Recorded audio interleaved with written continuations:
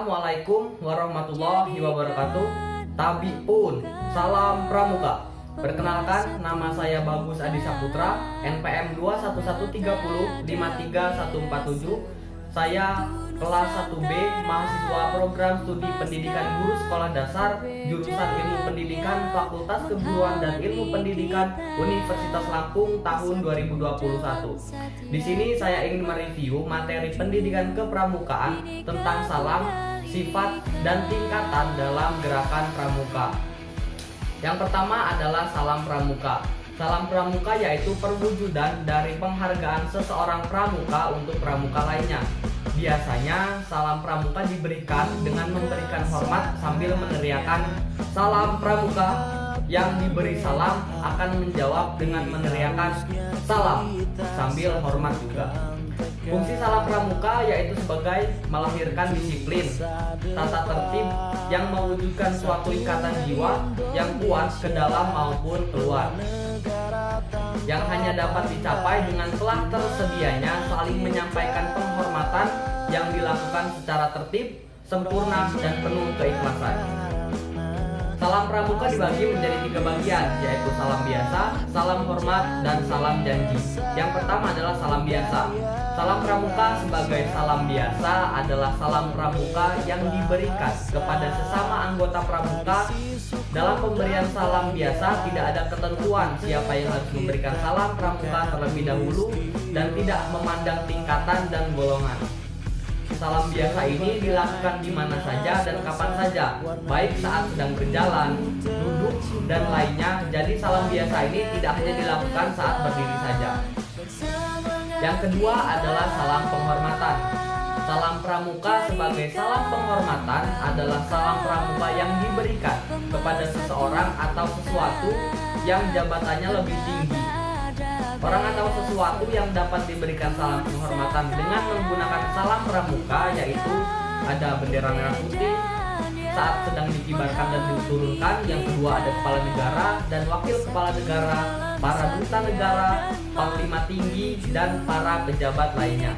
Yang ketiga ada jenazah yang sedang diusung atau dikuburkan. Yang keempat adalah lagu kebangsaan Indonesia Raya saat sedang dikumandangkan dalam acara resmi. Dan yang terakhir saat hendak memasuki makam pahlawan. Salam hormat ini harus dilakukan dengan sungguh-sungguh dan harus dengan berdiri tegak atau dengan sikap sempurna. Yang ketiga adalah salam janji. Salam pramuka sebagai salam janji adalah salam pramuka yang diberikan kepada anggota gerakan pramuka saat sedang dilantik. Pemberian salam ini dilakukan saat anggota dilantik mengucapkan Satya Pramuka, yaitu Tri Satya atau Dwi Satya. Salam janji juga diberikan saat pengucapan Satya Pramuka dalam acara ulang janji. Itu tadi adalah salam pramuka. Selanjutnya adalah sifat gerakan pramuka. Nah, sifat gerakan pramuka juga dibagi menjadi 3 bagian, yaitu sifat gerakan pramuka bersifat nasional, lalu bersifat internasional, dan yang terakhir ada universal. Yang pertama, gerakan pramuka bersifat nasional, yang berarti suatu organisasi yang menyelenggarakan kepanduan di suatu negara haruslah menyesuaikan pendidikannya itu dengan keadaan, kebutuhan, dan kepentingan masyarakat, bangsa, dan negara.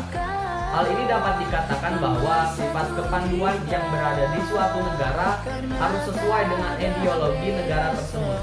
Seperti gerakan pramuka yang ada di Indonesia menjadikan Pancasila sebagai asas dari gerakan pramuka.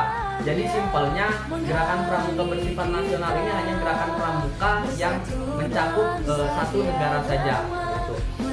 Lalu yang kedua ada gerakan pramuka bersifat internasional, yang berarti bahwa organisasi kepanduan di negara manapun di dunia ini harus membina dan mengembangkan rasa persaudaraan dan persahabatan antara sesama pandu dan sesama manusia tanpa membedakan kepercayaan atau agama, golongan, tingkat, suku, dan bangsa.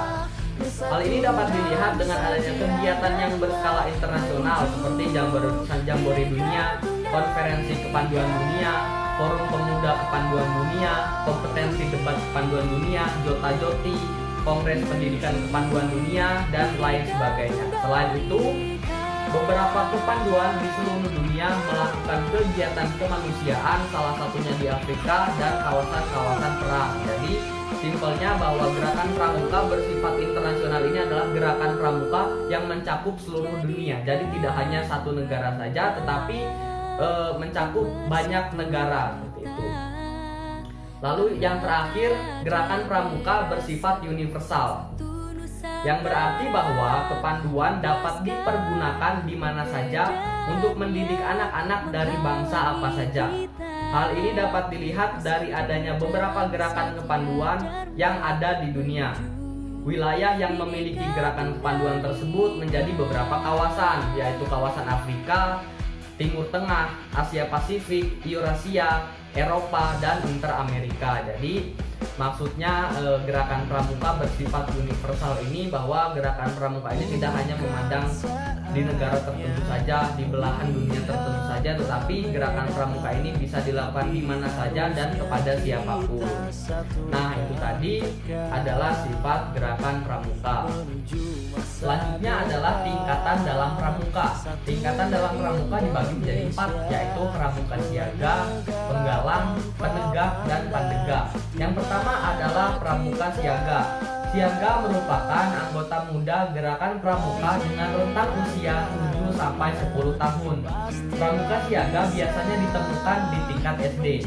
Anggota pramuka pada usia tersebut memiliki sifat yang unik, dan pada dasarnya mereka merupakan pribadi yang begitu aktif.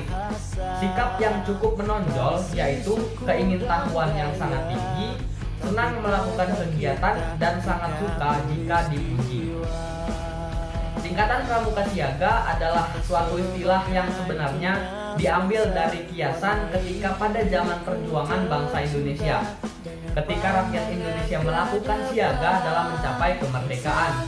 Proses siaga yang dilakukan rakyat Indonesia pada tahun 1908 adalah dengan dibentuknya Budi Utomo. Dengan berdirinya Budi Utomo tersebut menjadi salah satu tonggak untuk perjuangan bangsa Indonesia. Lalu ada 2 kode kehormatan pramuka siaga yang perlu diketahui. 2 kode kehormatan itu adalah Dwi Satya atau janji pramuka siaga dan Dwi Dharma atau ketentuan moral pramuka siaga.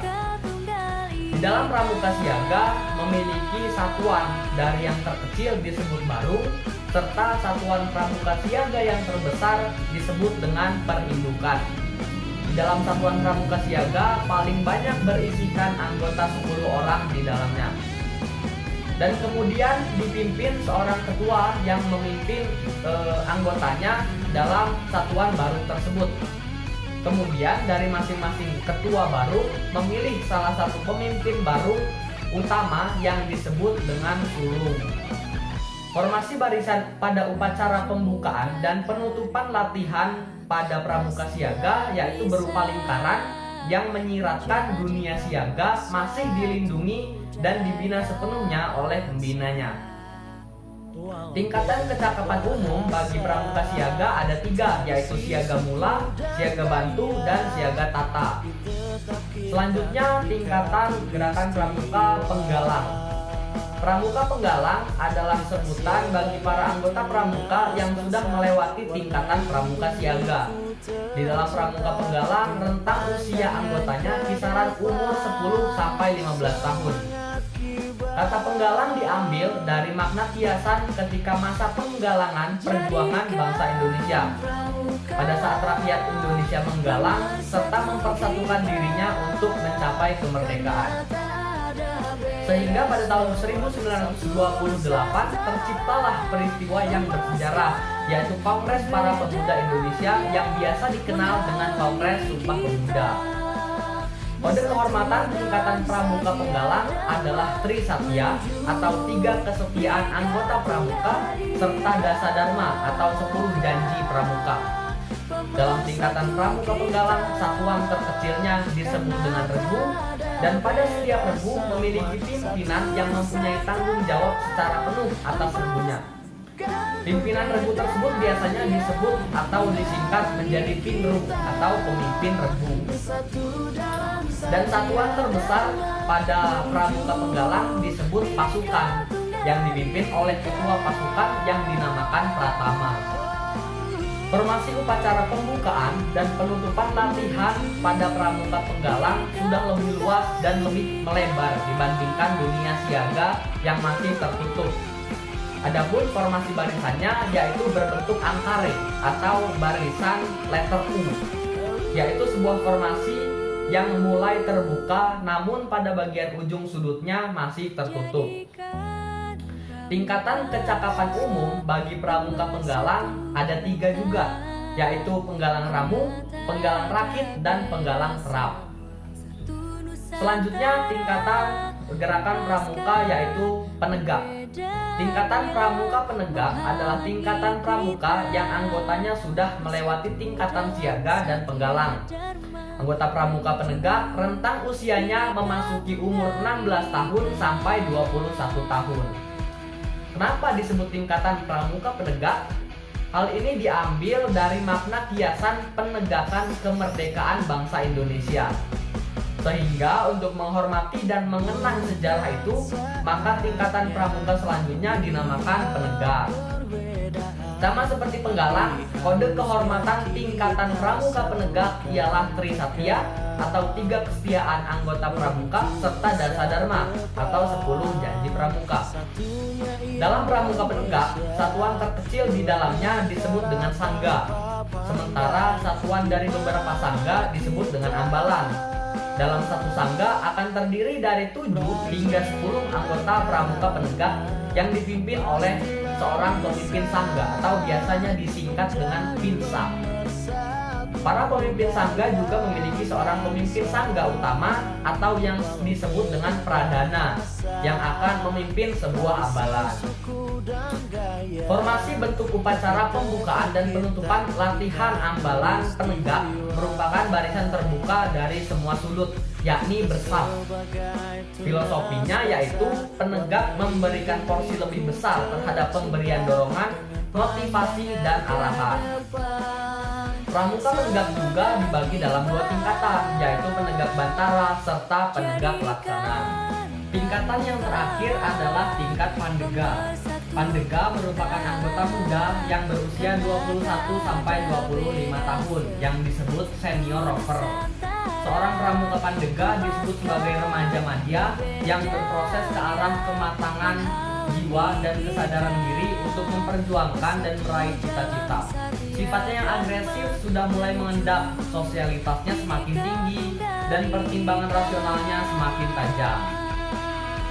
Pandega sendiri merupakan istilah yang memiliki arti pemuka atau ahli.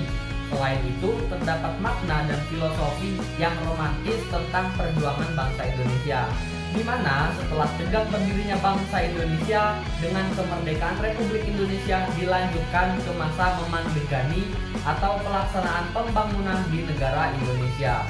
Dari situlah kata pandega diambil untuk tingkatan yang selanjutnya dalam pramuka.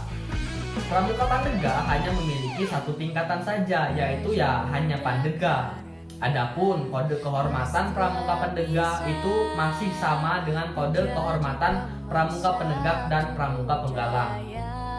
Kode kehormatan pandega terdiri atas Satya Pramuka atau janji yang disebut dengan Trisatya dan Dharma Pramuka atau ketentuan moral yang disebut dengan Dasa Dharma. Formasi barisan yang digunakan pada tingkatan pandega ini adalah bersaf satu lurus atau disebut formasi lidi. Adapun makna filosofis yang terkandung dari formasi ini yaitu bahwa pandega sudah dibebaskan melihat dunia luar dan dapat menentukan arah jalannya sendiri dengan tanggung jawab pimpinan. Itulah hasil review saya mengenai sifat, salam, dan tingkatan dalam pramuka. Saya akhiri, wassalamualaikum warahmatullahi wabarakatuh.